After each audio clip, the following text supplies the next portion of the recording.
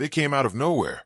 Four white police officers, faces hard and cold, their hands on their guns, their boots stomping against the gravel like thunder. They had their eyes locked on her, an ordinary-looking black woman standing by her car outside a gas station in a small southern town. She wasn't holding anything. She wasn't yelling. She wasn't a threat. But their hands twitched as if she was. "Get down on the ground," one of them barked. "I haven't done anything wrong," she replied, calm but firm. Now, she didn't move.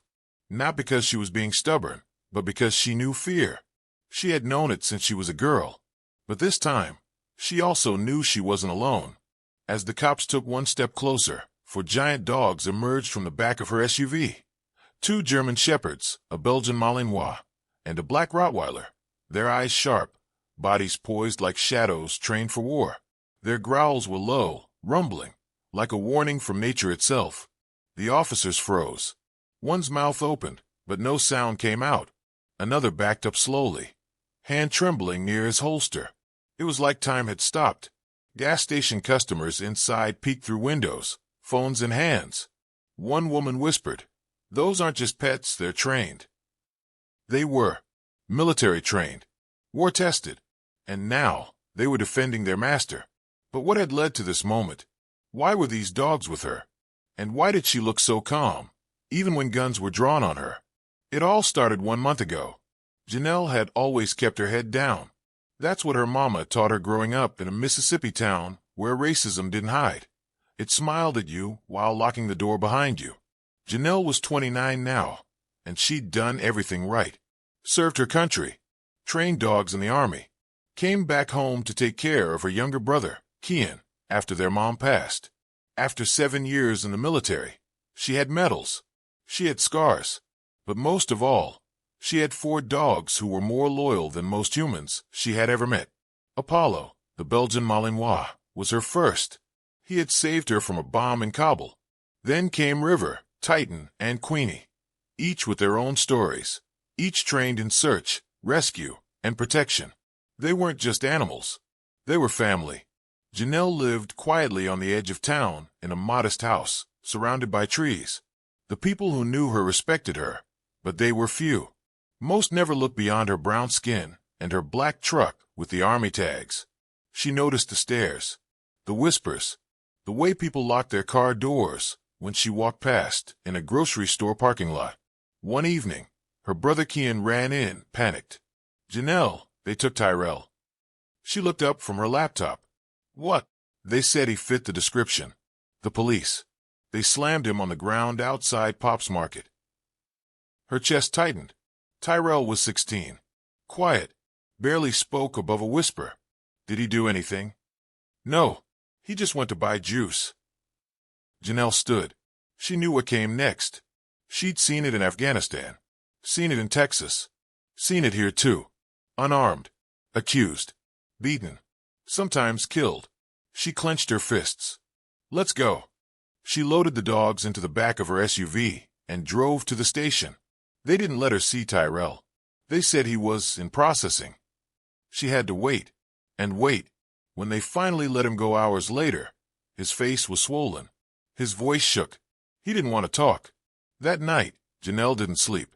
Something inside her had shifted. She knew this wasn't going to stop. Not unless she stood up. The next morning, she wrote letters. To lawyers. To the mayor.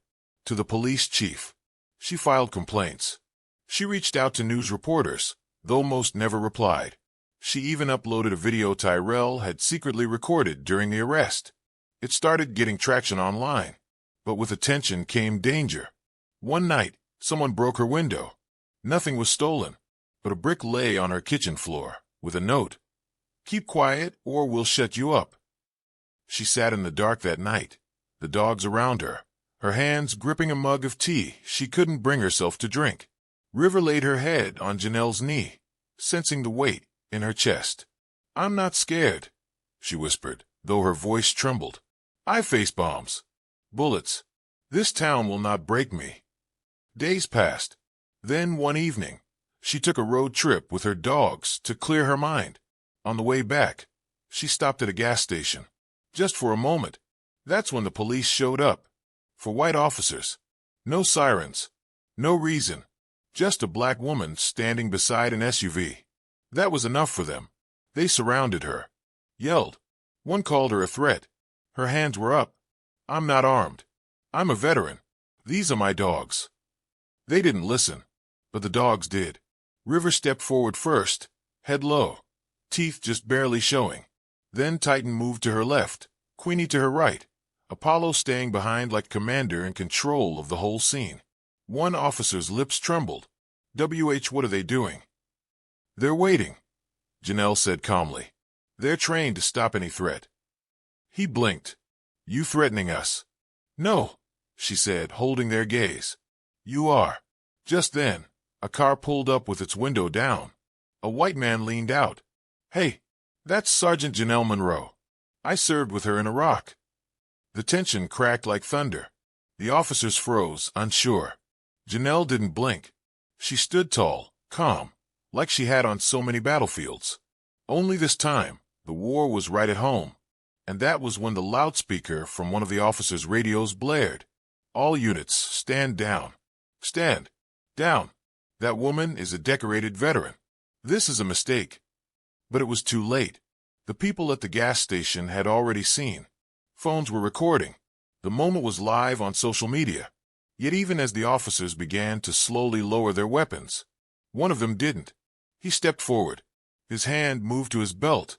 And then, a sound ripped through the air. But it wasn't a gunshot. It was a scream. From someone behind the station. And that's where everything turned again. The scream echoed like a thunderclap. Sharp. High. Full of terror.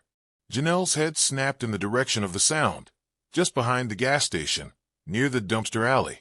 Her dogs, already on edge, immediately perked up, muscles tightening like strings pulled too tight. What was that? One of the officers asked, backing up a step. But Janelle was already moving. Stay, she commanded her dogs firmly. They didn't move, except Apollo, who looked at her for a split second. She gave a quick hand signal, and he silently followed her, steps light, movements silent like a shadow in the dark. Hey, don't go back there. One cop shouted, hand back on his gun. Janelle didn't stop. There's someone in trouble, she said over her shoulder. You do your job. I'll do mine. As she rounded the corner of the building, the smell hit her first, sharp sweat and oil. Then she saw them. A small girl, no older than 10, pinned to the wall by a man in a gas station uniform. His hand was over her mouth, the other on her wrist. Her eyes were wide with panic. She struggled, whimpering against his grip. Janelle's heart stopped. Let her go, she said, her voice low but strong. The man turned, startled. Mind your business. I said, she repeated. Let her go. The girl squirmed harder. That's when the man made a mistake. He yanked her arm, hard, and shoved her toward the dumpster. And Apollo lunged. Janelle gave one command, guard. And the dog shot forward like lightning. In less than 2 seconds, Apollo had the man on the ground, teeth near his neck, growling low. The man didn't move. The girl ran into Janelle's arms, shaking. Behind her, the officers came running around the corner, hands still on their weapons, shouting over each other. What's going on back here? Someone call for backup. Oh my God, is that kid okay? The man on the ground whimpered. Call him off. Get off me. He's not biting, Janelle said. If he was, you'd be screaming louder. The girl clung to her side, still trembling. I work here, the man stuttered. She tried to steal something. The girl looked up. No, I didn't. I just came to use the bathroom. He said he'd help me find my mom and then. She's lying, the man shouted. But no one believed him now. One of the officers took the girl's hand gently and led her toward the squad car. Another officer knelt beside the man. You're coming with us. As they cuffed him, the man turned to Janelle. You set me up. Janelle just stared at him. You were seen. By me. By her.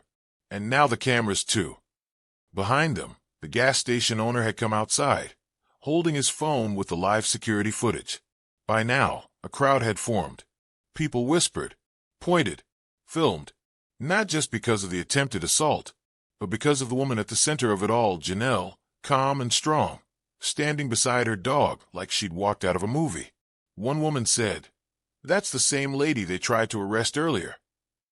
A man beside her added, "She just saved a child," while they were accusing her.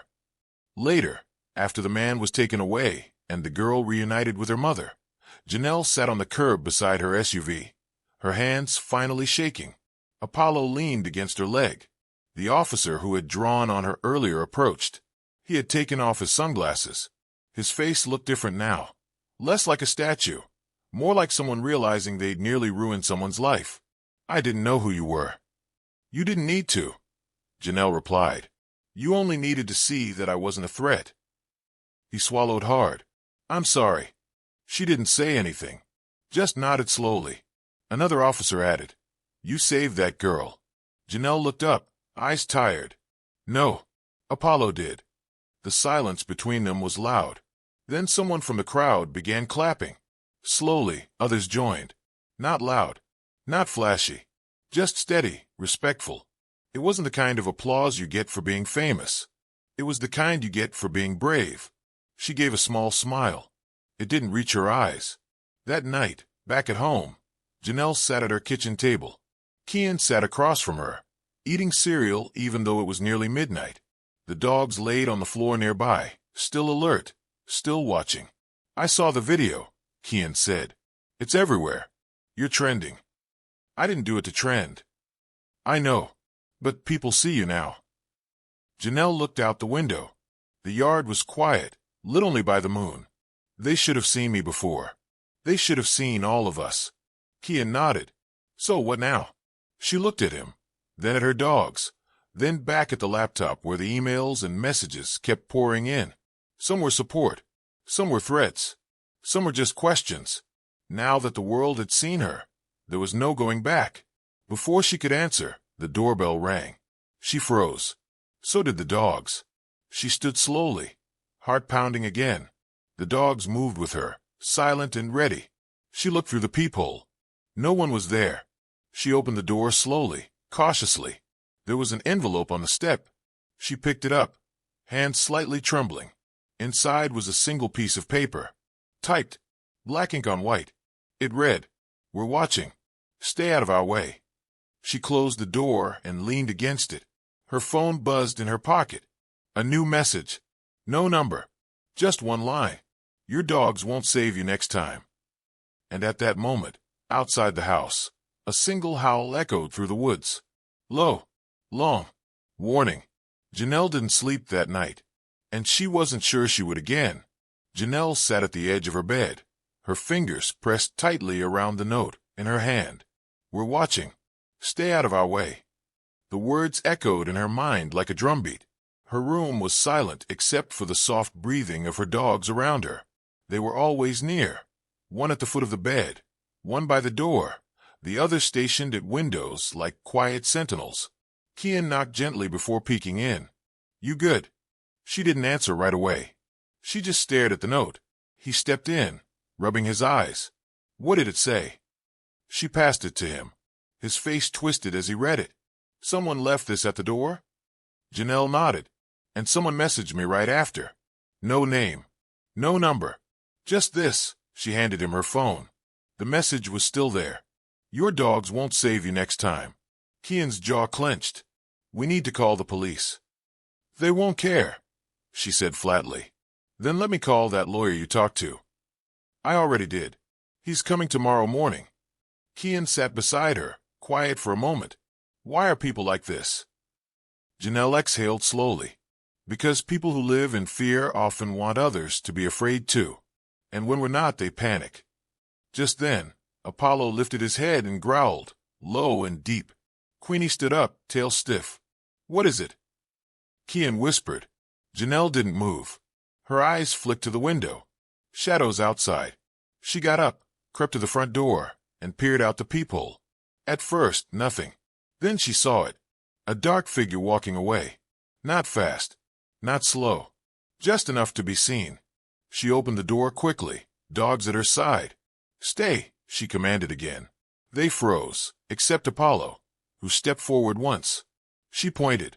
Guard. He stood at the porch, watching the figure disappear into the darkness. Kian stood behind her. Should we go after him?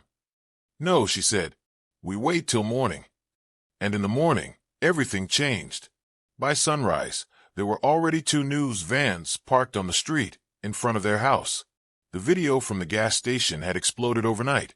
Millions of views, hashtags, photos of her standing tall with her dogs like a statue of justice. Some called her a hero. Some called her dangerous. Others angry. The lawyer she contacted arrived at 8 a.m. sharp. His name was Mr. Grant, a tall, soft-spoken black man with glasses and sharp eyes. I saw the video, he said as they sat in the kitchen. And I saw the threats. We can press charges. But this town, it won't make it easy. I don't need easy, Janelle replied. I need right. He smiled slightly. Good, because you're going to be standing in fire before this is done. She nodded. I've stood in worse. As they talked, Kian sat with his laptop, scrolling through comments and messages. Janelle, look at this, he said suddenly. She leaned over. Someone had sent a private message through her Instagram. The message read, They're trying to cover it up. I work at the station. I saw the report. They deleted the complaint you filed. They're saying you made the whole thing up. Her chest tightened. Did they give a name? No. Just Truth Seeker 47. Can you message them back? I already did. Grant leaned over. I suggest we print everything. Every message. Every email. Every threat. We already have a folder, Kian said proudly. I'm keeping receipts. Janelle smiled, for the first time in days. But then came the knock. Loud. 3 heavy bangs at the door.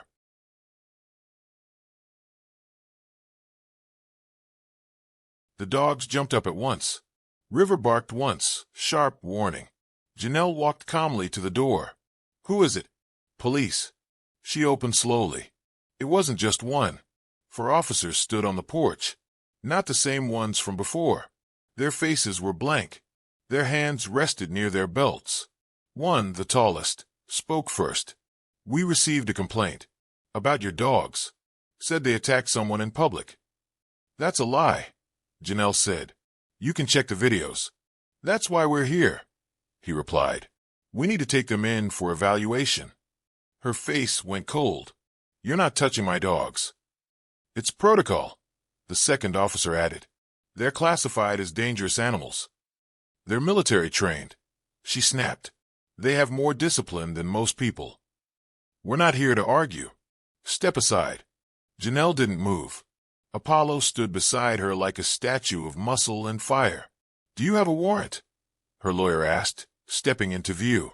The officers glanced at each other. No, the lead cop admitted. Then you're not taking anything, Grant said firmly. And if you come back without one, I will have your badges. The tension stretched thick in the air. Finally, the officers stepped back. But the lead one gave Janelle a long, hard stare. This isn't over. She stared right back. No, it isn't. Later that day, Janelle went to town with Kian and 2 of the dogs, Queenie and River, to run errands and clear her head. Some people waved. Some turned away. One man yelled from across the street, We don't need troublemakers here. She ignored him. They went into a small shop to grab groceries. As she waited in line, a woman behind her whispered to her husband, That's the dog lady. I heard her animals are trained to attack white people. Janelle turned. They're trained to protect. Period. Doesn't matter what color the person is. The woman blinked. I didn't mean. Yes, you did. And then she paid for her things and walked out, head high, her dogs walking beside her like royalty. But the worst part came later. Back home, Kian went to get the mail.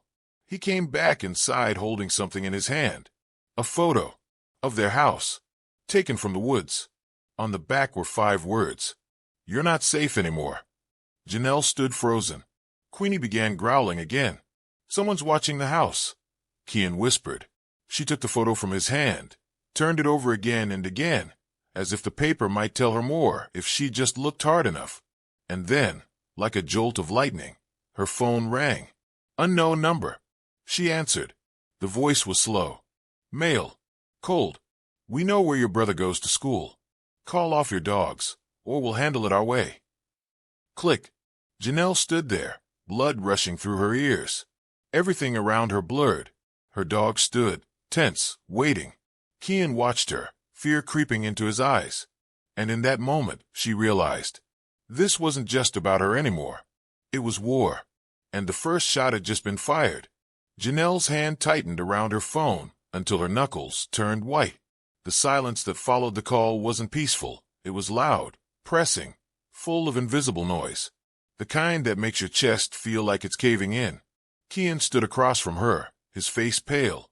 Did they say what I think they said? She nodded slowly, her voice low. They know where your school is. River let out a low growl and moved closer to Kian, her ears alert, eyes watching the window like she understood every word.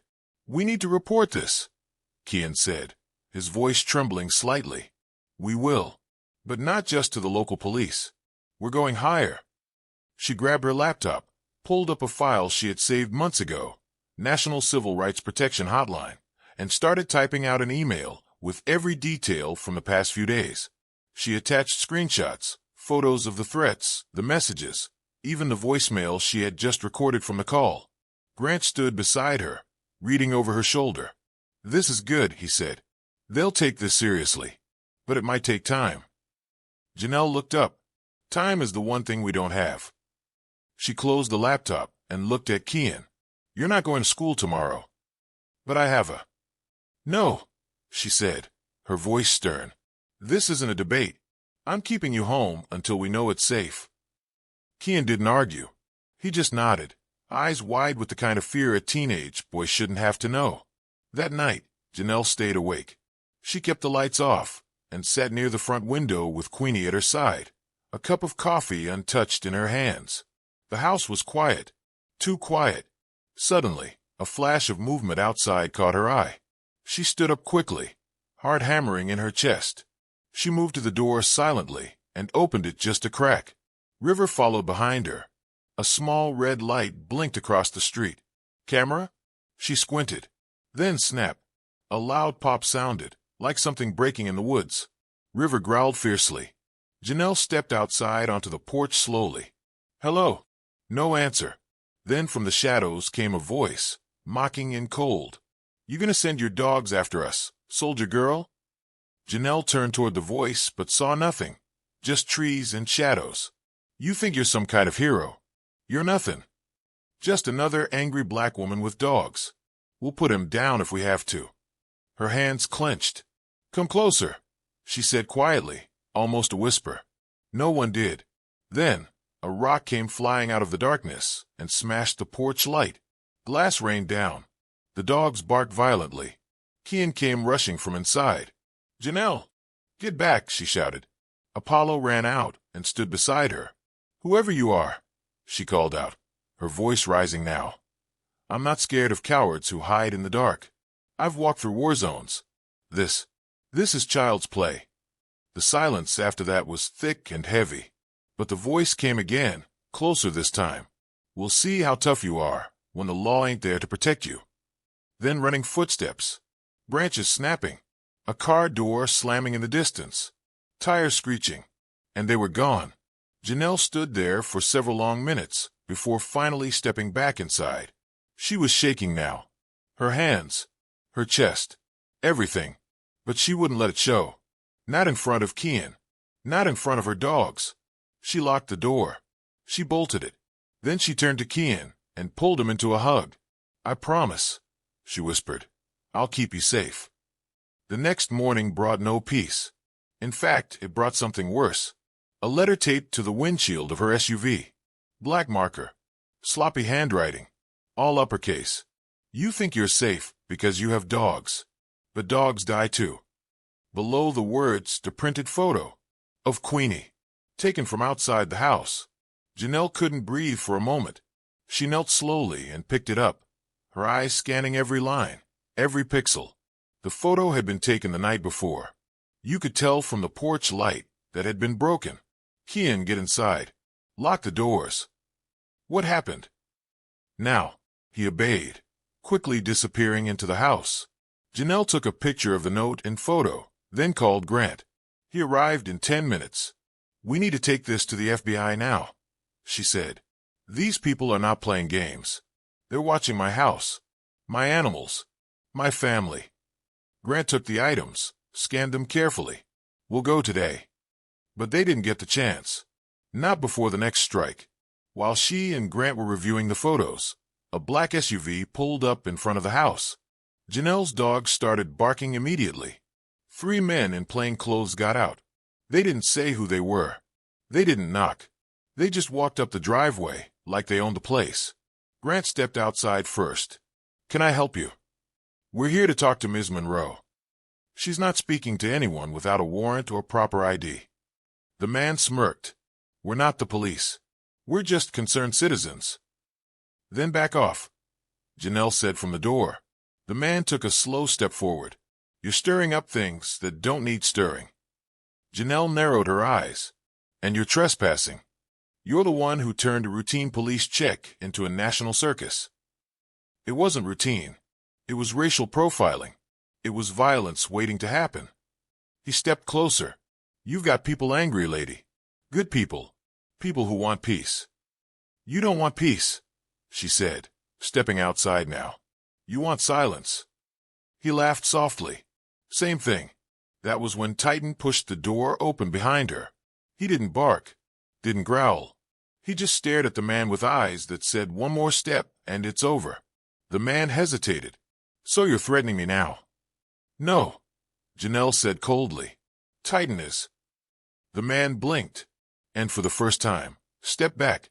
He turned to his partners. "Let's go." "You come back here," she called after them. "And next time, we will treat it like war." They left in silence, but something in their body language said this isn't the end. That night, Kian barely touched his dinner.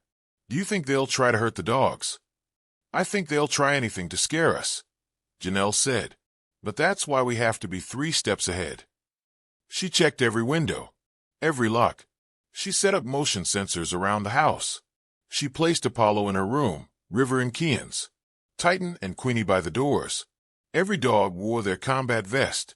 Every dog was ready. But at 2:13 a.m., the silence broke. An explosion rocked the backyard. Glass shattered. Queenie barked furiously. Smoke filled the hallway. "Kian!" Janelle screamed. "Janelle!" She grabbed a flashlight and ran into his room. He was coughing, eyes wide with panic. Outside, the sky flashed orange. Something was burning.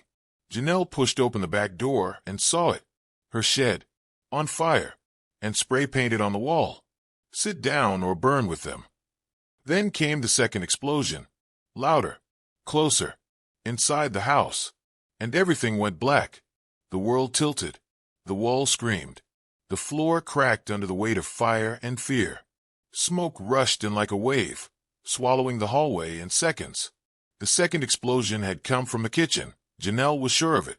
Her ears rang so loud, she couldn't hear the dogs barking anymore. But she could feel them. She grabbed Kian's arm, coughing hard. "Move, get down." They crawled on the floor, choking on thick gray smoke as he clawed at their backs. Queenie was already nudging them toward the door, her vest slightly singed, her eyes wild but focused. "Titan!" Janelle called through the smoke. No answer. Not a bark. Not a growl. Just silence. "No, no, no," she panicked, turning back. But Kian pulled at her. "We have to go." She looked toward the kitchen, flames licking the cabinets and ceiling. Her home. Her dogs. Everything. "I can't leave him." "You can't die either." Kian screamed, coughing, eyes wet from the smoke. And then, out of the smoke, came Titan, carrying something in his mouth. The small bag where Janelle had stored the dog's vet records, IDs, and a flash drive of her military certifications. The bag was slightly burned, but still intact. Titan dropped it at her feet and barked to move. All 4 of them, Janelle, Kian, Queenie, and Titan, burst out the back door as another piece of the roof caved in. Outside, Apollo and River were already circling the yard, barking and scanning the darkness. No sign of intruders. But the message was loud and clear. This wasn't a warning anymore. This was war. By 4 a.m., firefighters had arrived, late and unbothered. They didn't ask many questions. They didn't seem to care that the fire was clearly started on purpose. One of them, a tall white man with a beer belly and soot on his face, mumbled something about probably your own dog knocking over a candle. Janelle didn't respond. She just stared at the remains of her house, ashes where her mother's photographs once hung, melted glass where her brother once painted school projects. The kitchen, where they used to cook gumbo and laugh late into the night, was now a blackened hole in the ground. Grant arrived not long after, his face pale with disbelief. "Jesus, are you okay?" "We're alive," she said flatly. Kian stood beside her, wrapped in a blanket, silent. His face was blank, too shocked to cry. "We need to get you somewhere safe," Grant said. "I don't want to run," she whispered. "You're not running. You're regrouping." She looked down at her dogs. Apollo's side was slightly burned. River limped on one paw. Titan was bleeding near his shoulder. Queenie's tail was singed. They were hurting, but still standing. Like her. Like soldiers. "We're going to fight this," she said. "Every piece of it." "I already contacted a federal investigator," Grant told her. "They'll meet with us in the city. Someone high up." "Good," she said, "because it's time to expose everything." They spent the night at a safe house in the next county, a quiet place Grant's firm used for witnesses. No one knew they were there. Kian curled up on the couch with River, finally asleep, his hand still on her collar, like a child clinging to a stuffed toy. Janelle sat in the dim light of the kitchen, typing. She was writing everything down. Every message. Every threat. Every time they ignored her complaints. And then she wrote about the gas station. How it all started with 4 officers who saw a black woman and immediately saw a threat. She included their badge numbers, their names, their faces. Then she uploaded the full, uncut gas station footage, the part the media hadn't seen yet, including the moments before and after, including how calmly she spoke, including how calm they weren't. She titled it, "They Called Me a Threat. Then My Dogs Made Them Stop." She hit publish and went to bed. The next morning, everything exploded again, but this time, it was online. The video spread like wildfire. Tens of thousands of people shared it. Veterans came forward to defend her. Dog trainers wrote blog posts. Civil rights activists called for investigations. And then the death threats got worse. But so did the support. A news channel reached out. Then another. Then 3 more. Even a celebrity reposted her video on Instagram, writing, "Janelle Monroe. Remember that name. Black. Veteran. Survivor." But the most surprising thing came from the least expected person, the police chief. He called Grant personally. "Tell Ms. Monroe I want to meet." Janelle agreed, on one condition. "In public," she said. "With cameras. I want everything recorded." Grant made the arrangements. They met at the town hall 2 days later. The room was full. Reporters, locals, cameras, and a quiet tension that felt like thunder before a storm. Janelle stood in the center of the room. Apollo stood beside her. The police chief entered, an older man, gray beard, eyes tired. He approached slowly, then stopped. "I saw your video," he said. She nodded. "You saw what happened. You saw the truth." "I did." Silence. Then he looked around and added, "I failed you." People gasped. Janelle stared at him. "You didn't just fail me. You failed Tyrell. You failed every black person in this town. And now someone tried to kill me. Burned my home to the ground." He nodded slowly. "We're launching a full investigation." "And the officers who drew their guns on me for no reason?" she asked. "They've been suspended. Pending review." "Not good enough."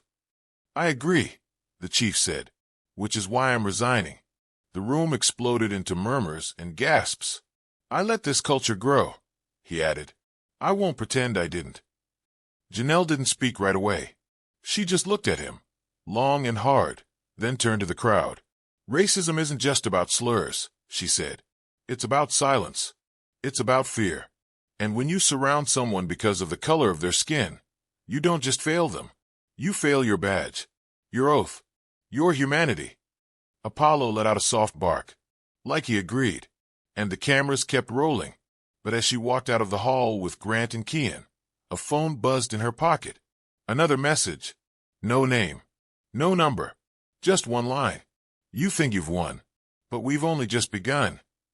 And attached a photo of her military ID. Burned. Ripped. Left on the hood of her burned-out car. The war wasn't over. It was just about to reach its deadliest point. Janelle stared at the photo on her phone for what felt like forever. Her military ID. The one she'd kept in a fireproof box. Burned. Left on the hood of her ruined SUV.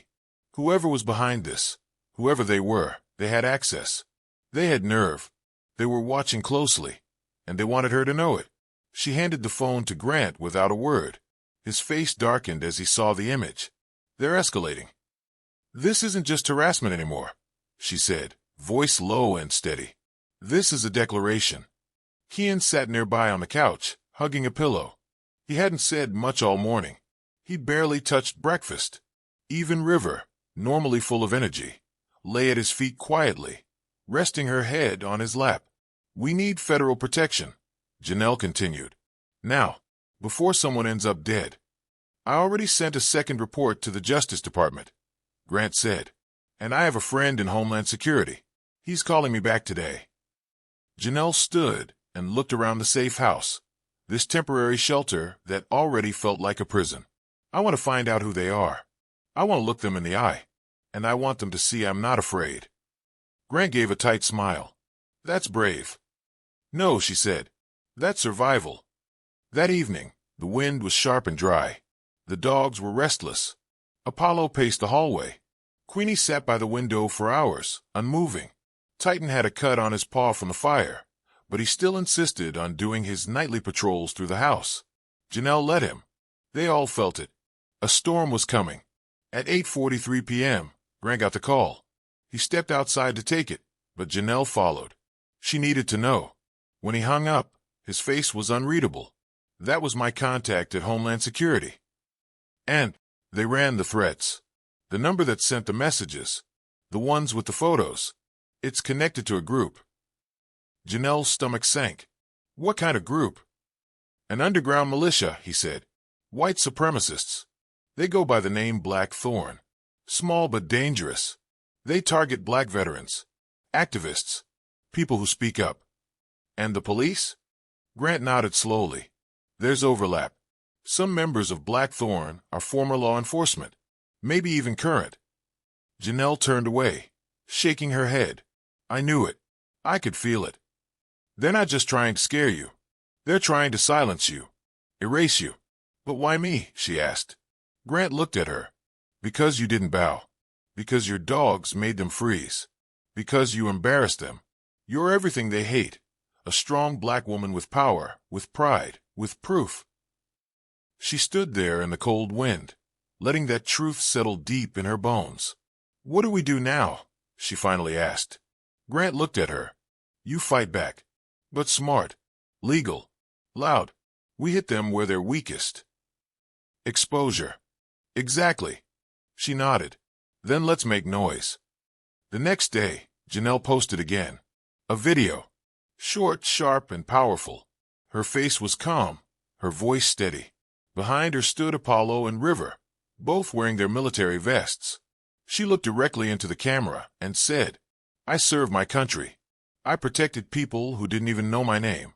And now, that same country is trying to silence me. Burn me. Bury me. I will not go quietly. My name is Janelle Monroe. My dogs and I are trained to fight, but we won't need to lift a single paw if the world stands with us. Share this. Speak up. Ask questions. Let them know the darkness doesn't win unless we stay quiet. Within 2 hours, the video was trending. Within 4, she was invited to appear live on national television. But that night, the silence returned. A heavy silence. One that wrapped around the house like fog. Even the dogs were jumpy. Kian whispered, Do you think they're watching us now? Yes, Janelle said simply. At 11:52 p.m., it happened. The power went out. All of it. The house went black. Queenie growled first. Then Apollo stood and barked, deep, loud, not out of fear, But alarm! Janelle grabbed her flashlight, flicked it on, and reached for the panic button near the hallway wall. It was connected directly to Grant's security firm. She pressed it, but there was no beep, no light, no signal. They cut the backup too, she said under her breath. Titan barked, rushing to the back door. River joined, her ears pulled back, teeth showing. Kian ran out of his room wide-eyed. Janelle, stay behind me. She grabbed the only weapon she had, a thick baton from her army days, and moved toward the back entrance. And then came the sound. Boots, crunching on gravel, getting closer. 1, 2, 3 shadows appeared outside the glass door, dressed in black. No faces, just outlines. The door rattled. One of them reached for the handle. Janelle stood her ground. The dogs lined up, growling, teeth bared. Apollo's body was stiff as a rock. Then a soft click. The door locked. Turning. No more waiting. Janelle shouted, "Defend!" The dogs exploded forward. Apollo hit the glass first, barking wildly, teeth slamming against the door. The man outside jumped back. But one didn't run. He pulled something from his pocket, metal, round, shiny. A smoke grenade. He threw it straight at the house. It bounced once, twice, right into the hallway. Smoke hissed out, white and fast. Kian screamed, "Get down!" Janelle yelled. Then a window shattered, front of the house. Another man coming in. This wasn't a threat anymore. This was an attack, a full-on assault. Janelle picked up her phone to call 911, but there was no signal. Kian coughed beside her. The dogs were barking wildly, charging toward the sound of glass breaking. And then, gunfire. 1 shot, 2, through the window. Janelle duffed to the floor, pulling Kian with her. The smoke was everywhere. And in the chaos, one of the dogs cried out. A sharp yelp. Painful. Queenie. Janelle's heart stopped. Queenie. She couldn't see. She couldn't breathe. And then, the front door burst open. Lights. Flashlights. Voices shouting. FBI. FBI. Hands up. Chaos turned to confusion. Black uniforms swarmed the house. One grabbed Janelle. "Are you Janelle Monroe?" She nodded, coughing hard. "We got the signal from your security firm. They sent us." She pointed. "My dog, Queenie, she's hurt." A female agent rushed to the hallway. "We've got her. It's not fatal." Janelle collapsed into the wall, breathing hard. Kian grabbed her arm. "We're okay." She looked at him, then at the agents, then at her dogs. And then, she looked at the floor, where one of the attackers lay face down, unmoving, blood soaking the wood, and tattooed on his neck, just behind the ear, a small thorn, black, dripping, like poison. Blackthorn had made their move. But now, Janelle was no longer alone, and the world was finally watching. The next morning was bitterly cold. Not the kind of cold you feel on your skin, but the kind that settles deep inside your chest and stays there. The floor was still stained. Blood, dirt, glass from the broken window crunched under every step. Janelle hadn't slept. Kian lay curled up on a mattress on the floor, wrapped in a blanket, with Titan beside him like a giant, breathing wall. River sat near the hallway, refusing to leave her post. Apollo stood by Queenie's side, gently licking her wound as she whimpered in her sleep. The vet had come at dawn. Quiet, kind, careful. He'd stitched Queenie's leg, bandaged the graze on Apollo's side, and gave Janelle a firm look before leaving. "She's lucky," he'd said. "A few inches to the left, and she might have bled out." Janelle hadn't replied, because her heart had already bled. The FBI had taken one attacker alive. The others had vanished into the woods. The man they caught refused to speak. He'd only smiled at Janelle as they dragged him out in cuffs, blood dripping from his mouth after a scuffle with Titan. But even in pain, even shaken, Janelle had not broken. She couldn't afford to. She poured herself a cup of black coffee and stood at the window, arms crossed tight. Grant walked in and leaned against the wall. "You okay?" "No," she said quietly, "but I'm still here." He nodded. "That means something." "I want names," she said. "I want every one of them found. I want that group burned to the ground. No more hiding. No more shadows. They'll fight back, he said. Then let them. She sipped her coffee, and then her phone buzzed. This time it was a video. She hesitated. Her hands trembled slightly. Then she pressed play. It was grainy, shaky, filmed on a cheap camera. A group of masked men in a forest. Torches burning. A man standing in front of them, tall, with a voice that made her stomach twist. We've watched this dog woman become a symbol, a distraction. She thinks her military record makes her untouchable. She thinks her animals give her power. But we have power too. He turned to the camera. You want a war, Janelle Monroe? You've got one. Then he held up a leash, with a dog collar, black, burned, and stamped with the name, Tyrell. Her cousin's service dog. She dropped the phone. The cup in her hand shattered. No, she whispered. Grant picked up the phone, his expression tightening. They got to Tyrell, she said, heart pounding. He's got PTSD. He's alone.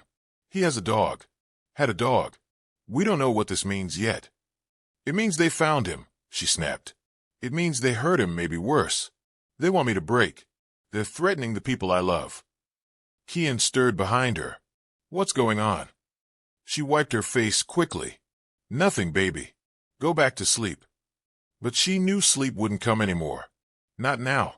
Not until she knew Tyrell was safe. By 10 a.m., she and Grant were on the road. Janelle left Kian behind, with 2 agents and 3 of her dogs. She only took Apollo, her oldest, her strongest, her most loyal. They drove for 3 hours to Tyrell's apartment, deep in the countryside, away from town. No one answered the door. Janelle knocked again. Tyrell? It's Janelle. Open up, please. Still silence. She jiggled the handle. Unlocked. Her guts sank. She stepped inside. It was quiet. Too quiet. The living room was dark. A lamp had been knocked over. The couch cushions were torn. There was a smell. Smoke, maybe. Something faint but sharp. Tyrell, she called, heart hammering. She stepped into the hallway. Then saw it. A dog bowl. Empty. Burnt around the edges. Apollo sniffed it, whined, and looked up at her. She entered the bedroom. Her stomach dropped. Tyrell was there. On the floor. Unmoving. Tyrell. She dropped to her knees. Turned him over. His skin was cold, but he was breathing. She shook him hard. Wake up. His eyes flickered open. He groaned softly. Janelle. I'm here. You're okay. I've got you. His lips were cracked. Blood on his face. He pointed weakly toward the window. They took her. My girl. They took my dog. His eyes filled with tears. Said if I ever talk about you again, they'd send her back in pieces. Janelle's jaw clenched. She looked at Grant. We need a medic. Then to Tyrell. I promise you, I'm getting her back. No matter what it takes. Hours later, back at the safe house, Janelle stood before a whiteboard. She had scribbled names, times, messages, and drawn lines connecting everything they knew. Blackthorn was no longer just a hidden group. They were predators, and she was done being prey. She circled one photo, a blurry image of the man in the forest video. We find him. We find them all, she said. But how? Kian asked quietly. Janelle looked down at Apollo, then to the other dogs, then to the camera crew Grant had arranged for her press statement. We used their own weapon against them, she said. Their fear. That evening, Janelle stood in front of the cameras once more. Her voice was like fire, calm but fierce. They've burned my home, threatened my family, taken my cousin's dog. They've broken laws, bones, windows. But they haven't broken me. This isn't just about me anymore. This is about every black voice that's been silenced, every home that's been violated, every threat they've made thinking we wouldn't stand up. Well, we're standing now. Blackthorn, I'm speaking to you directly. You wanted a war. You just stepped into one. The video went viral in under an hour. And that night, Janelle received no threats, no messages, no photos. But at 3:12 a.m., her phone buzzed once. No text, just a location pin. No name, no details, just a dot on a map. And next to it, A single word. Fetch. Janelle stared at it. Her heart burned. And she whispered, "Time to bring her home." Morning broke in a pale, gray silence. The kind of silence before something serious happens. Janelle sat alone in the safe-house kitchen, staring at the location pin on her phone. Her finger hovered above the map screen, zooming in slowly. It led to an abandoned farmhouse on the edge of a forest, 30 miles outside of town. No roads marked. No name. No neighbors. Just trees. And isolation. Exactly the kind of place cowards hid when they didn't want to be found. Kian stood in the hallway, watching her. "You're going, aren't you?" She nodded. "I'm coming with you." She shook her head. "No. You stay here." "But," I said, "no, Kian." Her voice cracked, not with anger, but with fear. "This isn't a protest. This isn't a news interview. This is a rescue." Kian didn't argue after that. He just turned away and went to his room, silently hurt. Janelle turned to Apollo, River, and Titan. Queenie was still recovering, leg bandaged, unable to walk without a limp. She stayed behind with Kian, whining quietly as the others loaded into the van. "I'll be back," Janelle whispered to her. Then she kissed the top of Queenie's head and closed the door behind her. The drive was long and tense. Grant insisted on following in his own car, a few minutes behind. He had contacted backup, but even the FBI had hesitated at the lack of clear evidence. The woods were thick by the time Janelle reached the hidden turnoff that led to the pin. No signs, no paths, just tire tracks in the mud and a narrow trail through the trees. She parked. The dogs were already alert, noses up, ears twitching. "Stay low," she whispered, leading them into the brush. They moved silently, Apollo just ahead, Titan at her side, River in the rear. Every step was quiet. Every shadow watched. Then, through the trees, they saw it. The house, or what used to be one. Old, leaning, paint stripped off by time. A shed stood nearby, partially collapsed. There were rusted tools scattered on the ground. And inside the shed, through a broken panel, something moved. Apollo growled softly. Janelle crouched and peered through her binoculars. Two men, one standing with a rifle, the other holding a leash, attached to a dark-furred German shepherd. "She's alive," Janelle whispered. "That's her. Tyrell's dog, Luna. The girl who had saved him from the edge more times than any therapy or pill ever could." Her ears were drooped, her body weak. But she was alive. Janelle backed up and whispered into her comms, which Grant had wired into her earpiece. "She's here. They've got her." "I'm 2 minutes out," Grant replied. "Wait for me." But she couldn't wait. Not when she saw what the man holding Luna did next. He raised his boot and kicked her. Hard.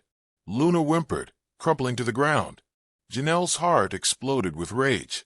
She stood without thinking. She moved. Fast. Silent. Like a soldier. "River," she whispered. "Take the back." River darted left. "Apollo, stay with me.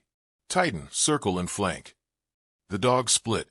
She approached from the front, hiding behind the rusted tractor just outside the shed. She waited for a signal. Then, gunshot. From inside the house. Luna yelped. Janelle didn't wait any longer. She ran, bashed open the shed door with her shoulder. The man with the leash turned just in time to see Apollo leap through the air, knock him down, and pin him to the floor, jaws inches from his throat. The man screamed. The second man swung his rifle, but Titan came in from the side and tackled him to the ground. The gun flew across the floor. Janelle rushed to Luna, knelt beside her. "Hey, girl.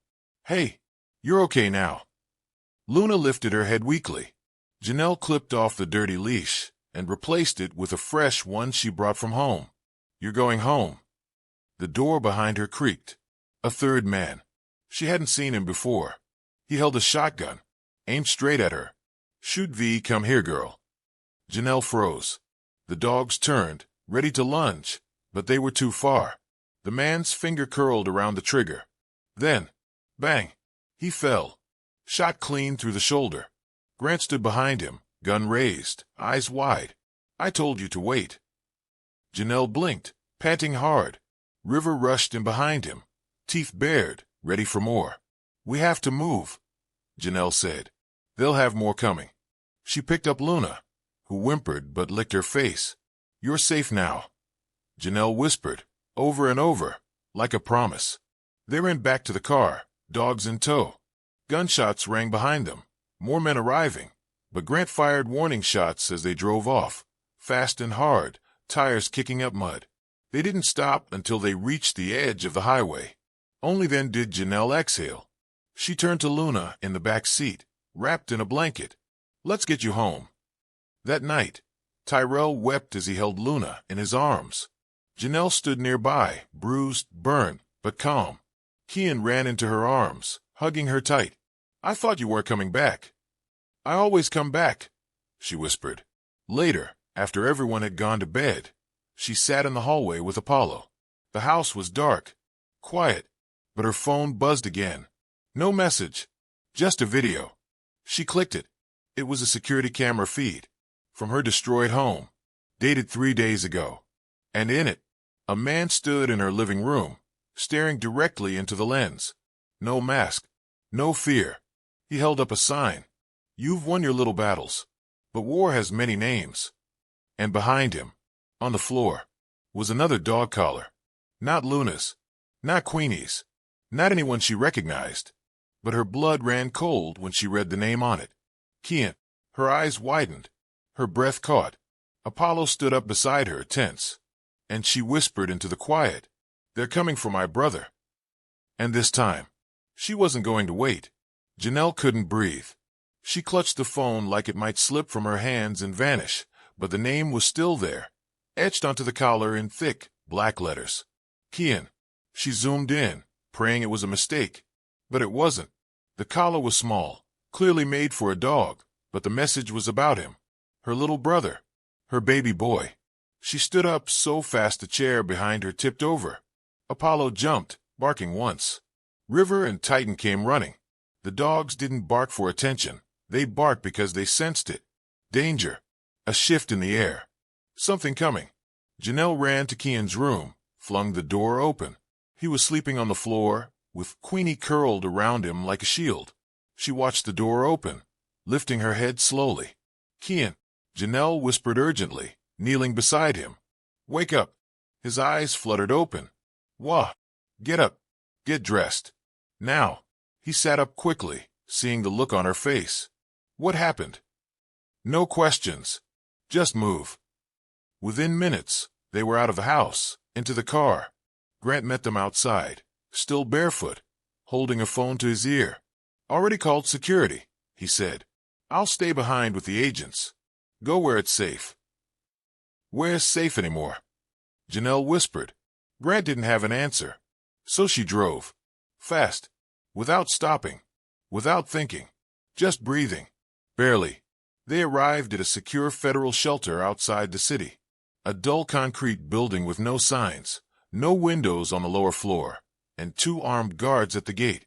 Janelle sat in a small holding room while Kian and the dogs rested in the next one. An agent entered, a tall black woman with sharp eyes and a slow walk. "Special Agent Ruth Daniels," she said. "I've been assigned to your case personally." Janelle didn't shake her hand. "Why now?" she asked. "Why not weeks ago when they burned my house down?" Daniels sat calmly. "Because it wasn't authorized. But it is now." Janelle folded her arms. "You saw the video." "Yes. We ran the face through facial recognition.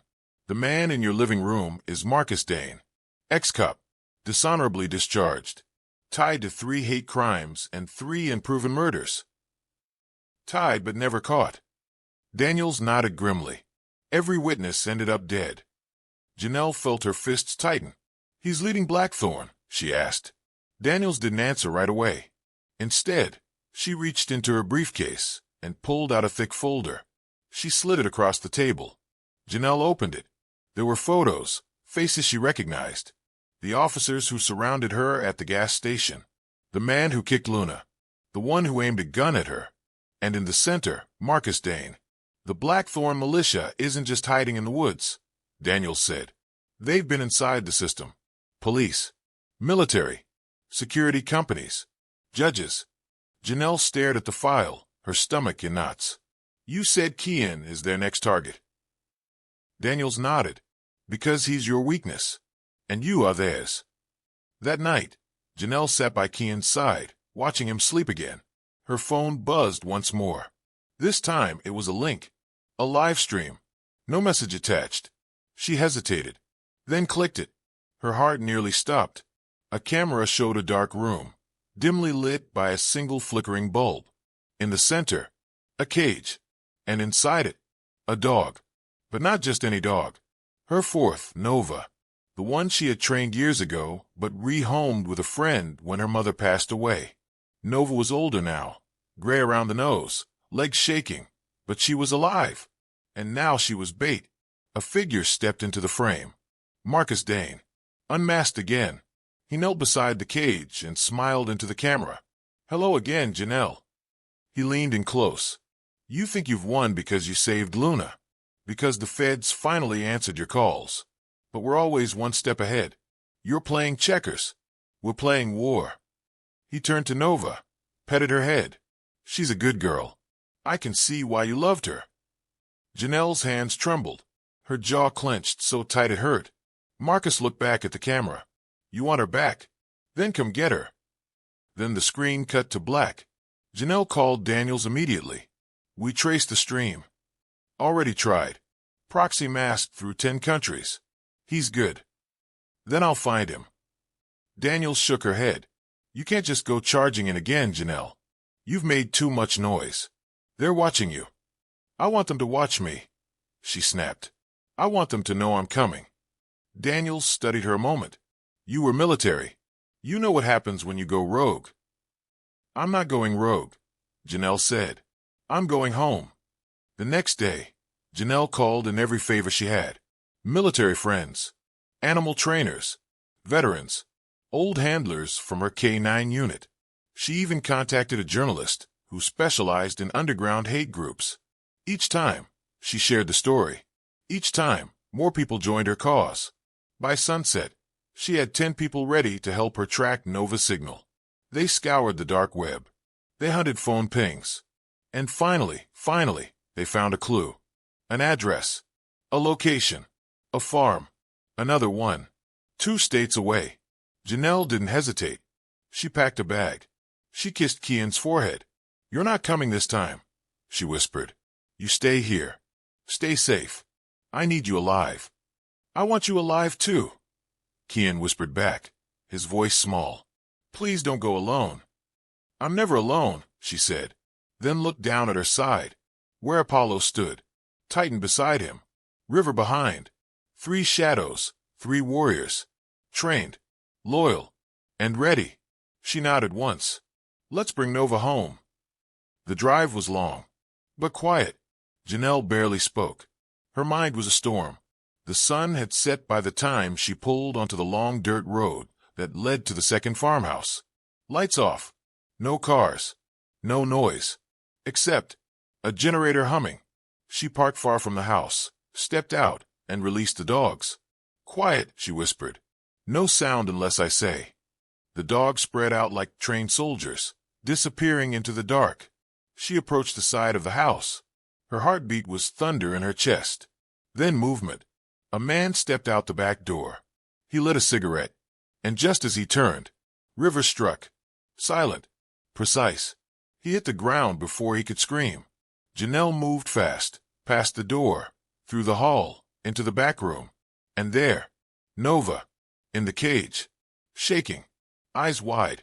Nova, she whispered. Nova lifted her head slowly, then recognized her. She barked once. Soft, hopeful. Janelle dropped to her knees, broke the lock, and pulled Nova into her arms. You're safe. I'm here. But before she could stand, a sound. Footsteps. Fast. Shouting. Then the unmistakable voice of Marcus Dane. She's here. Janelle stood, dog in one arm, baton in the other. Titan barked from the hallway. They were surrounded, outnumbered, outgunned, and the walls were closing in. Janelle kissed Nova's head, then stood tall. We fight, she said to her dogs. The door burst open, and war began. The door exploded open, with splinters flying like angry wasps. Flashlights cut through the dark, and footsteps thundered down the hallway like 100 hammers. Janelle turned, knees bent, eyes sharp, her baton raised. "Now!" she screamed. The dogs launched. Apollo first, straight into the chest of the first man through the door. A massive crash as both of them hit the floor hard. The man's gun slid out of his hand. Titan went right, barreling into a second attacker with so much force the man hit the wall, head bouncing off the frame. River didn't bark. She slithered low, sharp and fast, knocking over a third man's legs before sinking her teeth into his calf. He screamed and dropped his weapon. In the chaos, Janelle grabbed Nova, still weak but alive, and pressed her close. "Stay with me," she whispered. Then came the voice. Deep, calm, evil. "Marcus Dane. Drop the dog, Janelle. Drop it, or I start shooting." She turned. He stood at the end of the hallway, alone, holding a rifle, pointed at her face. He looked relaxed, confident, like he knew how this would end. "You think you've won," he said, "running around with mutts and camera phones. You think noise makes change. It doesn't. Fear does." "I don't fear you," Janelle said, eyes steady. "Oh, but you should," he smiled. "Because I don't need to kill you. I just need to ruin you. Make you doubt. Make them doubt you. Turn your name into a joke. Turn your dogs into a threat."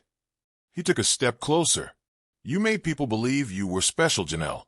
But you're not. You're just a little girl with a leash. Without those dogs, you're nothing." And then, a shadow behind him. Silent. Powerful. Apollo. Janelle didn't flinch. She kept her eyes on Marcus, and said loud and clear, "Heel." Apollo jumped, straight onto Marcus's back. The rifle dropped. Marcus stumbled forward, gasping, crashing into the wall. Janelle rushed forward, tossed Nova gently into a blanket near the door, then snatched up the rifle. "Get back," she shouted, aiming it at Marcus as he tried to stand. He froze. Blood dripped down the side of his face. His lip curled, but he lifted his hands. "You won't shoot me," he said. "You're not that kind of soldier." Janelle narrowed her eyes. "No," she said. "I'm not a soldier anymore." Then she nodded toward her dogs. "But they are." Titan stepped forward, growling deep. River flanked from the left. Apollo, face bloody and proud, stood like a lion. "You're surrounded," Janelle said. "Just like you did to me." Marcus laughed, a cold, hollow sound. "You think the world cares? That people care about your truth. They'll forget you, like they forget all the rest. And we'll keep growing. You can't stop us." "You're right," she said. "I can't stop all of you." She held up her phone. "Live. Streaming. You've been broadcasting for 5 minutes." His face turned pale. "You just showed the world your true face," she said. "And guess what?" She looked down the hallway as sirens began to wail in the distance. The world was watching. When the feds finally arrived, the entire compound was surrounded. Grant and the backup team stormed the building and secured the area. Marcus Dane was taken into custody, bleeding and stunned, his face broadcast across national television within the hour. They found more cages in the back. For dogs. All stolen. All hurt. All alive. Janelle refused to leave until every last one was loaded into medical transport. By sunrise, she was back at the safe house, sitting on the floor of the living room. Kian ran to her, wrapped his arms around her waist, and didn't let go. Nova lay on a blanket nearby, eyes closed, breathing slowly. Queenie limped in, sniffed her, then lay beside her like they'd never been apart. Grant stood nearby, watching the dogs, then turned to Janelle. "You did it." "No," she whispered. "We did." He nodded, then held up his phone. "Every network is calling. They want interviews. A book deal. A documentary." Janelle looked at Kian, then at the dogs, then shook her head. "Not yet." "Why not?" She stood slowly, stretched her aching back, and looked out the window as the sun began to rise. "Because it's not over." And it wasn't, even as Marcus Dane sat in custody, even as the media exploded with the truth, Even as her name trended worldwide for the second time, there were still shadows, still silence, still people in uniforms who watched her dogs and reached for their guns before they ever reached for the truth. And one night, as Janelle sat on the porch with Apollo beside her, her phone buzzed. A text from an unknown number. Just one sentence. You stopped ahead, but the roots run deep. Janelle stared at the screen, then looked at her dog, then at the moon, and whispered, "Let them grow. I've got teeth too." And the fight for justice was just beginning. Janelle couldn't sleep, even after the arrest, even after the hugs and headlines. The house was quiet, but her mind was a battlefield. She sat at the kitchen table long after midnight, Apollo curled by her feet, River watching the hallway, Titan asleep beside Queenie in the next room. Kian was finally resting without nightmares for now. But Janelle, every time she closed her eyes, she saw Marcus Dane smiling. He wasn't afraid. Not really. He wanted to get caught. That text, "You stopped ahead, but the roots run deep." It played on repeat in her mind. Roots. There were more of them. More racists hiding behind fake names, fake jobs, fake lives. Some were quiet. Most were patient. But all of them shared one truth. They thought she would stop fighting once she won. They didn't understand. The war was never about her. It was about every black voice they tried to silence, every dog they caged, every child they scared, every system they poisoned. And now, Janelle knew what she had to do. She wouldn't just fight them in the shadows. She dragged their roots into the light. The next morning, she called a meeting, not with agents or police, with her own team. Kian sat at the table, serious and quiet. Tyrell joined by video call, Luna sleeping behind him. 3 other military veterans, 2 women, 1 man, sat with her in person, each one black, each one with scars from service and survival. And by the back door, the dogs lay watching, silent, listening. Janelle stood. "I don't need permission anymore," she began. "We've waited too long, trusted too many people who smiled to our faces and stabbed us in the back." She lifted her phone, showing them images, maps, articles, names. All this time, Blackthorn's been building. Not just one group, but networks. They recruit online, in schools, at gun ranges, at police academies. She turned to Tyrell's screen. "Remember that town you told me about last year, where 5 black teens disappeared and the sheriff said they ran away?" He nodded slowly. 3 of those teens had military parents, she said. 2 of them trained dogs. Same as me. Gasps filled the room. "They're targeting anyone they see as a threat," she continued. "Not just soldiers, not just activists, but kids, mothers, trainers, whistleblowers." "What do you want to do?" asked the younger woman, a slim ex-sniper named Naya. Janelle's voice didn't waver. "We find them. We document everything. We build a case no one can ignore. And when the world sees what we've uncovered, there won't be anywhere left for them to hide." The man, a tech-savvy communications officer named Dante, raised his eyebrows. "We're talking about exposing people who kill for silence." "Then we make noise they can't kill," Janelle said. "And we don't do it alone." She turned the board behind her. At the top it said, "The Resistance Unit." Beneath that, names, roles, locations, evidence. This wasn't just a defense team anymore. It was an operation. Apollo barked once, as if in approval. Kian stood up, voice small but strong. "I want to help." "You already are," Janelle said, squeezing his hand. Then she looked at the others. "Everyone ready?" They nodded, one by one, because the mission had changed. It wasn't just survival anymore. It was justice. 2 days later, Janelle uploaded her first public report, a 6-minute video titled, "What They Didn't Want You to See." It was sharp, emotional, direct.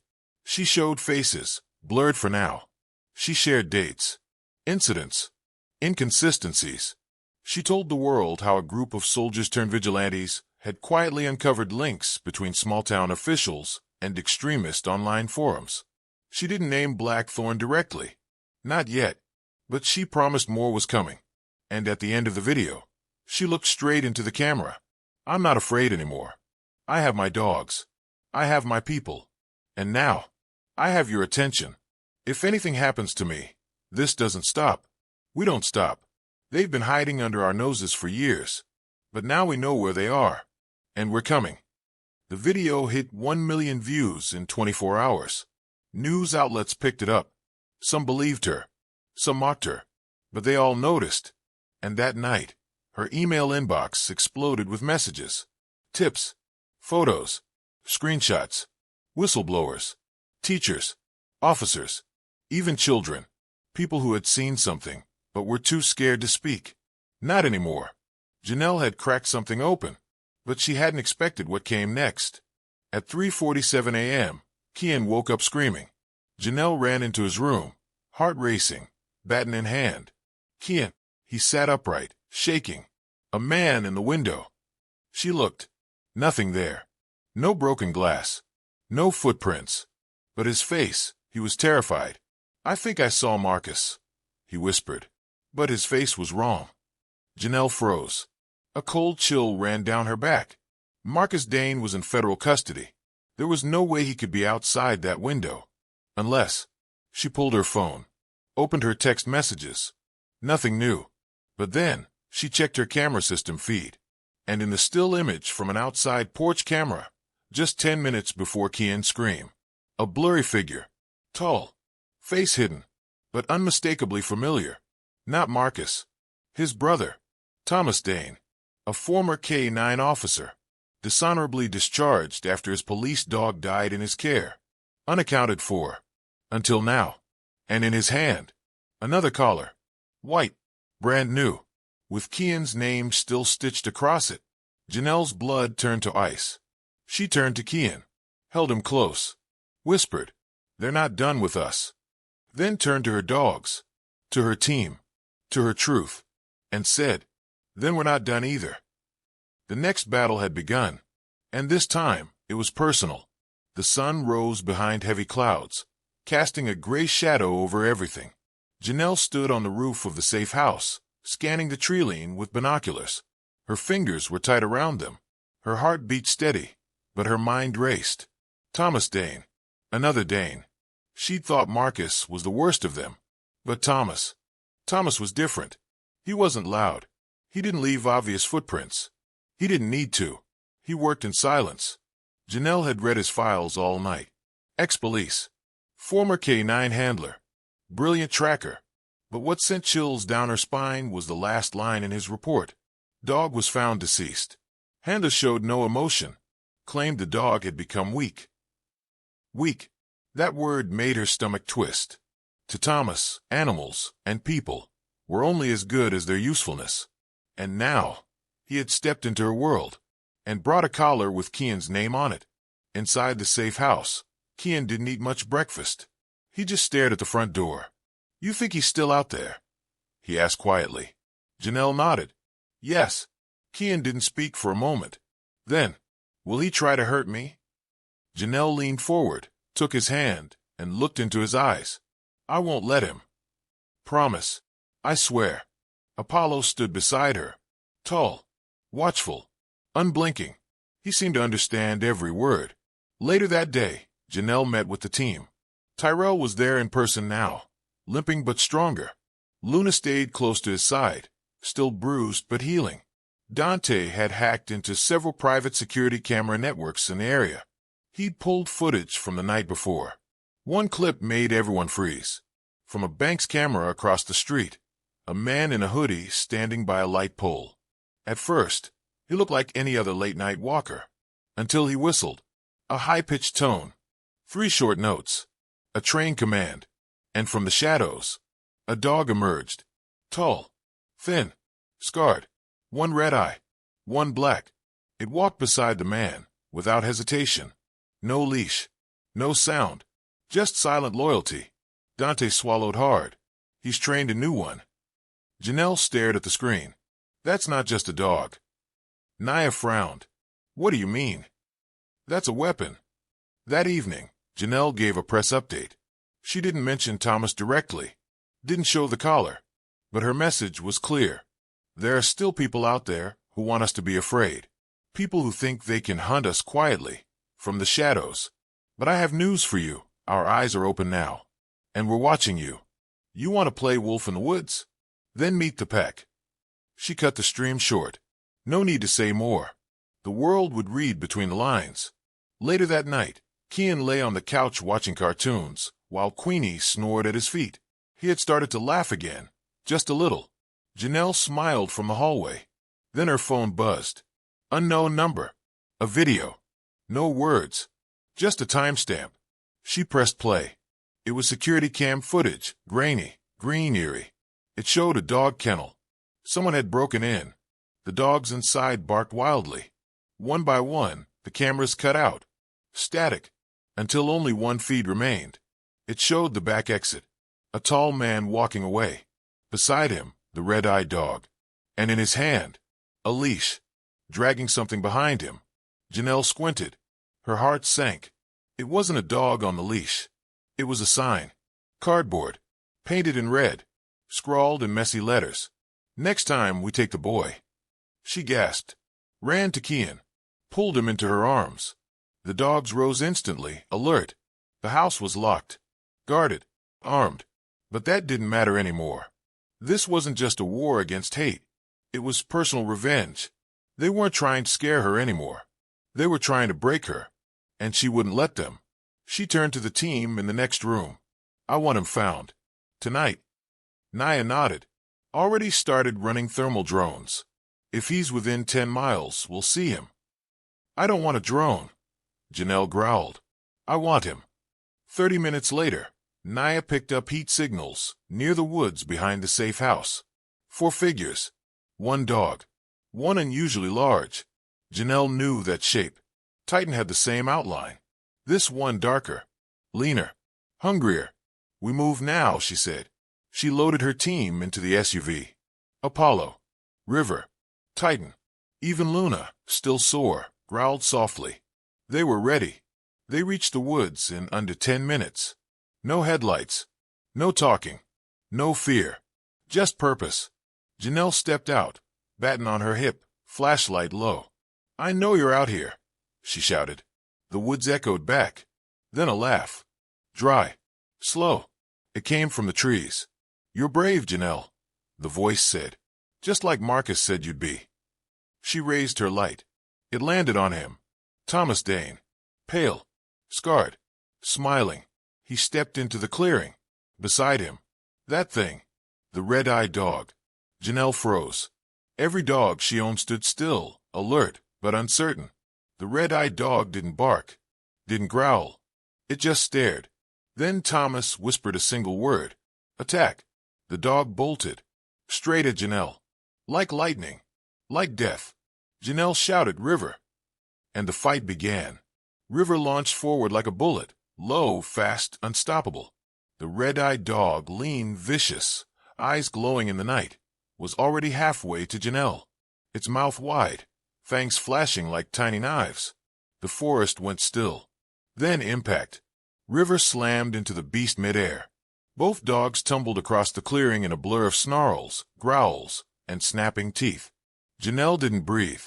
Her heart pounded like war drums in her chest. Apollo stood at her side, frozen, waiting. Titan moved slowly forward, waiting for the signal. And Thomas. He just stood there, watching, smiling, like it was a show, like it was fun. Janelle wanted to scream, but she couldn't look away. River and the red-eyed dog wrestled in the dirt, for flying, paws slamming into each other's sides. Blood sprayed as teeth sank deep, but neither dog backed down. Then, just for a moment, the red-eyed dog rolled River beneath him, mouth wide, fangs headed for her throat. No, Janelle shouted, but River twisted her body just in time, jaws catching the beast's ear and biting down. A shriek of pain tore through the woods. The red-eyed dog yelped and jumped back, tail low. It paused, panting, bleeding, confused. Janelle narrowed her eyes. That dog wasn't just trained. It had been hurt, abused, programmed to kill. But now, it didn't know what to do. It looked up at Thomas, waiting, for direction, for permission. But Thomas didn't move.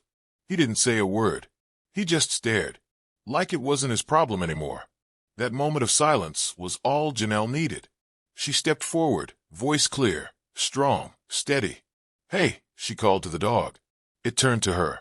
Still panting, still shaking. But its eyes, they weren't angry. They were afraid. "You don't have to listen to him," Janelle said softly. "You're not a weapon. You're not his." The dog blinked, took one slow step back. Then, Thomas growled. "Yes, you are." He whistled. A sharp, cruel sound.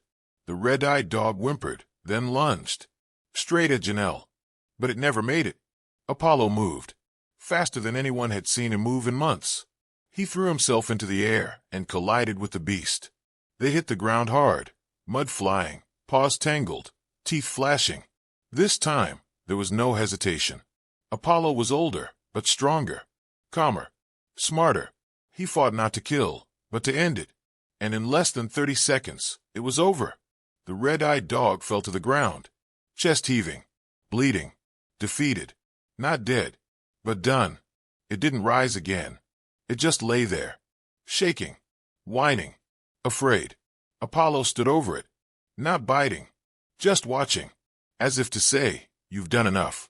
Janelle rushed forward, falling to her knees beside River, checking her for wounds. "Are you okay?" she whispered. River licked her hand, blood on her face, but standing, still proud, still strong. Then silence fell. Thomas was gone, vanished into the trees. Like a ghost. Like he'd never been there at all. Janelle stood slowly. Her dog surrounded her. Bloodied, breathing hard, but alive. Then from the trees, a sound, a crack, like a branch snapping. She turned fast, baton ready.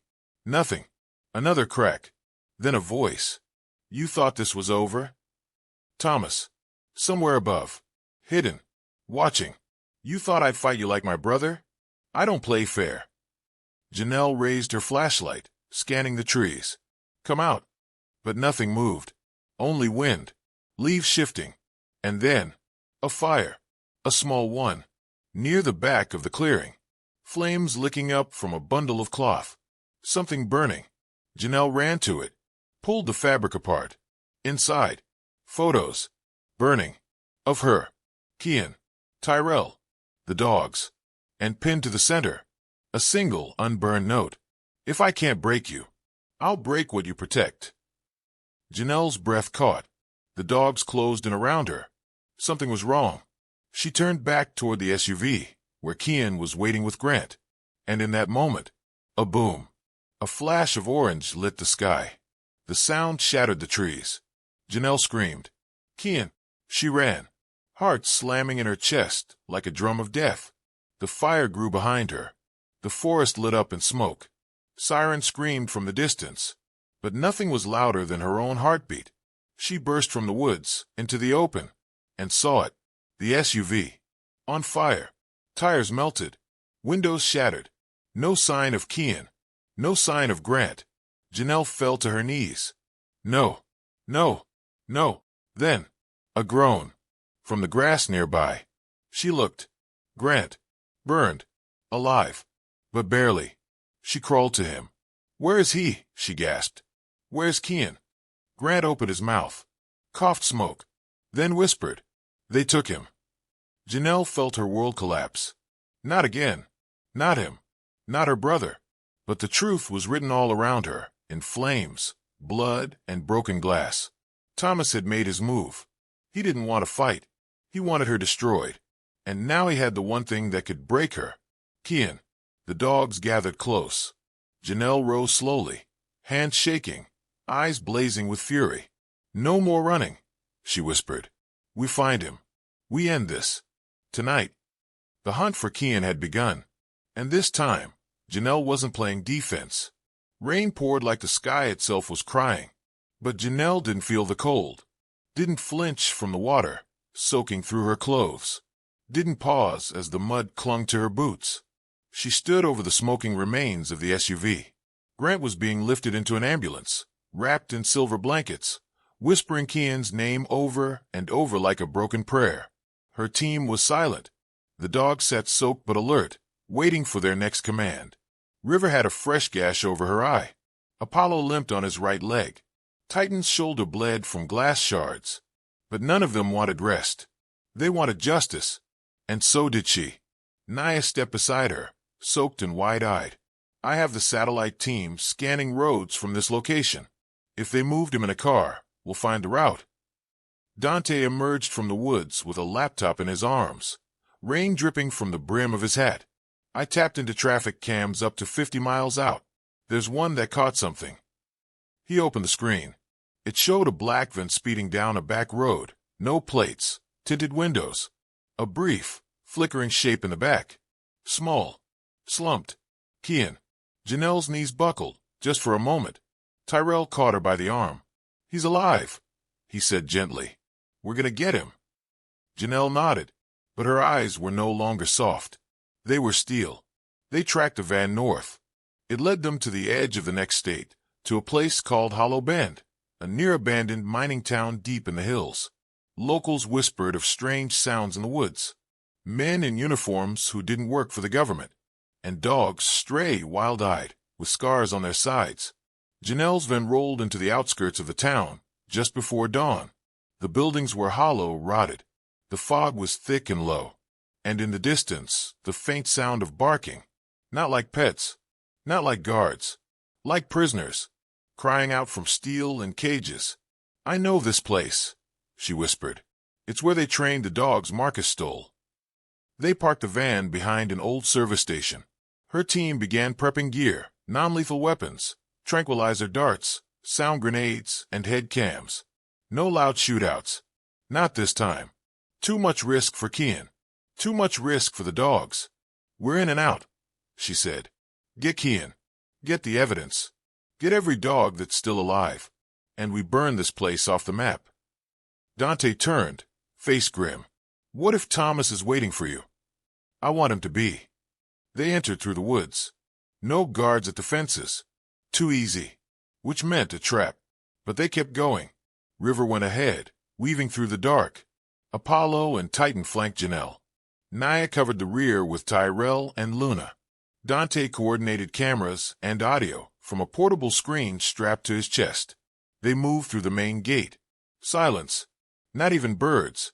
The first building was a large storage house.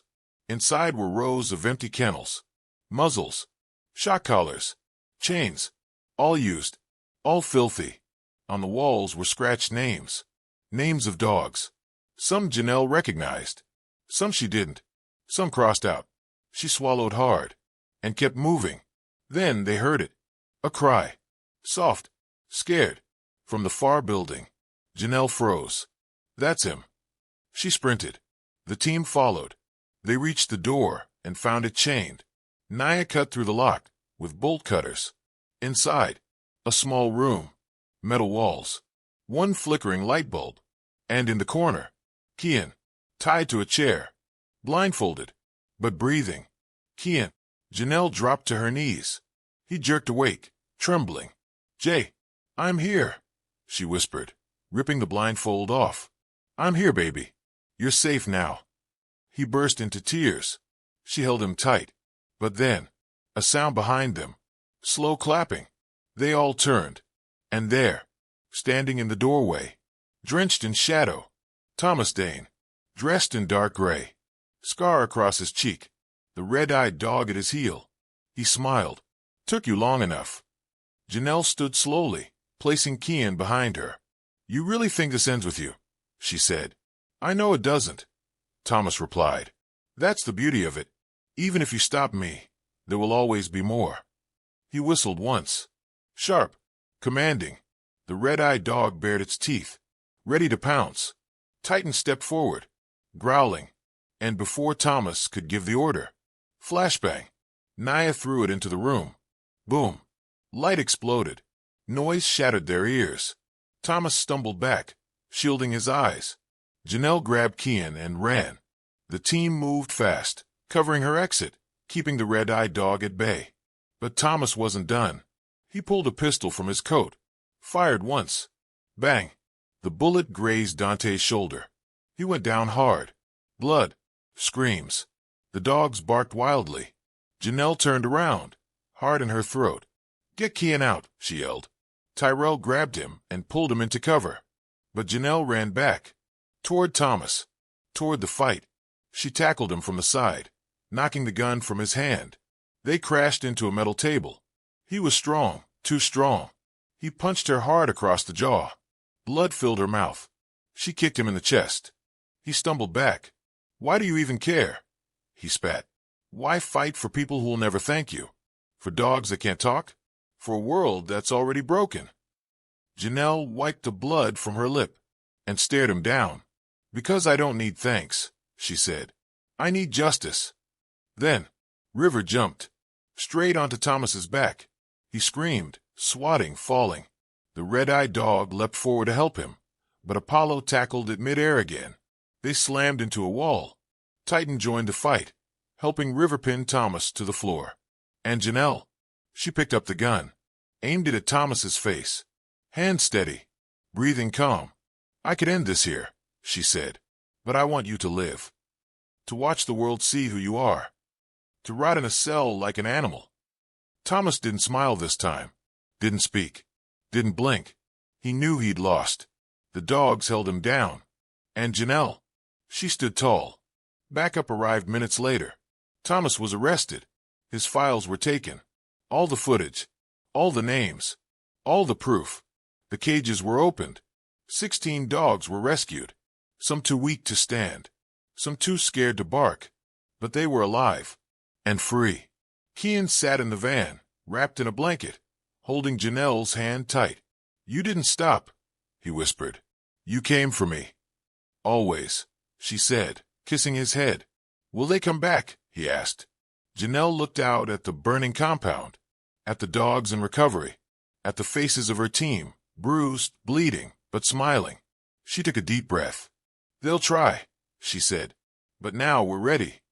And in the back of the van, the red-eyed dog, now calm, now quiet, laying with Apollo, side by side. Not enemies, not monsters, just survivors. The war was ending. But the mission, that was only the beginning. One chapter left. The world didn't go quiet after Hollow Bend burned. It exploded. Every news channel, blog, and podcast was shouting the same name. Janelle Ford. Not just a soldier, not just a woman with dogs, but a fighter who uncovered a secret war beneath the surface of everyday life. The footage from Dante's headcam went viral. The rescue, the cages, the red-eyed dog, and Thomas Dane, screaming as he was dragged away by federal agents. No one could pretend anymore. Blackthorn wasn't a conspiracy theory. It was real. It was dangerous. And now it was exposed. A month passed. The safe house became something new. A recovery hub for rescued dogs and kids like Kian. Children who had seen too much. Dogs who had lost too much. But together, they were healing. Kian was back in school. He smiled more now. Laughed louder. Slept deeper. Queenie slept beside him every night. River tightened Apollo. And yes, even the red-eyed dog, now named Justice, stayed close to Janelle. Justice took time to adjust. He flinched when touched, growled in his sleep, feared leashes. But with patience, he began to learn. Not all hands hurt. Some heal. One afternoon, Janelle stood on a stage, dressed in black and gold, sunlight warming her skin. Kian sat front row with Queenie, beaming. The crowd before her, 100 strong. Journalists, veterans, survivors, dog handlers, even children. She took a deep breath and spoke. "People used to tell me I was just a girl with a dog," she said. "Now they call me a hero. But I didn't fight to be a hero. I fought because silence was killing us." She paused. The enemy wore badges. The enemy wrote laws. The enemy smiled in the day and hunted in the dark. But the worst enemy was doubt. The crowd listened in complete silence. "I doubted myself," she continued. "My power, my voice, even my dogs. But I was wrong. And I'm here to tell you, if you've been broken, used, ignored, erased, you're still not powerless." She looked down at Justice, who sat quietly at her feet, tail gently thumping. Because the people they try to silence, she said. They're the ones who change the world. The applause was thunderous. Some cried. Some chanted her name. But Janelle didn't smile. She wasn't done yet. After the speech, Grant walked up to her, arm in a sling, stitches in his scalp, but standing tall. You know this means more targets on your back, he said softly. Janelle nodded. Good. Let them try. He chuckled. You're really not scared of anything anymore, are you? She turned and watched Kian feed Queenie a piece of popcorn, watched River chase her tail, watched Justice lie in the sun with Apollo and Titan. I was scared of losing everything, she said. But then I did. And I'm still standing. She looked back at Grant, eyes glowing. So now I build. Janelle launched a foundation, Voices Unleashed, a network for survivors of racial violence, wrongful arrests, abuse, and hate crimes, especially those involving K-9 units and police systems. She built a training center for dogs, using patience, kindness, and trust. No cages, no electric collars, just healing. Her dogs, River, Titan, Apollo, Queenie, and Justice, became the heart of it all. Ambassadors of hope. Proof that even those trained to destroy could be taught to protect. One evening, as the sun dipped low, Janelle sat on the porch beside Kian. The air was warm. The grass danced in the wind. Justice lay asleep at her feet. Apollo snored nearby. Kian looked up at her. Do you think they're still out there? She knew what he meant. Blackthorn. The ones who hadn't been caught. The ones who stayed in the shadows. Yeah, she said. Some of them. Are you scared? Janelle thought for a long moment, then said no, because I'm not alone anymore. She looked at her team, sitting by the fire pit, at Nia tossing a ball for River, at Tyrell helping a girl fit a vest on her therapy dog, at Dante coding on his laptop with Titan curled beside him. She smiled. I've got an army now. That night, before bed, she opened her inbox. One message caught her eye. No subject, just a photo. It showed a small town, burned, empty, and a single word. Next. Janelle stared at the screen. Her eyes narrowed. She didn't panic. She just leaned back, cracked her knuckles, and called for her dogs. They all came, silent, watchful, ready. Kian stood behind her. Are we going somewhere? Janelle nodded. We've got work to do. He grinned. I'll get the snacks. And together, they stepped into the night, where truth still hid, where danger still waited, where voices still needed to be heard. Because justice doesn't sleep, and heroes don't rest, especially not a black woman with military dogs, who once stood surrounded by racist cops, and made the world freeze. The end.